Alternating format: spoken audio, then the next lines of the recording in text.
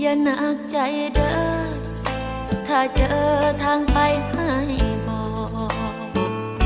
บ่เป็นหยังดอกน้องสิบ่ถามถึงเหตุและผลขอบคุณมากๆที่เคยมอบพักห่มใจจนให้สิทธิ์เปลี่ยนใจอีกคนเมื่ออายพบคนที่ใช่กว่านี้ก็บอก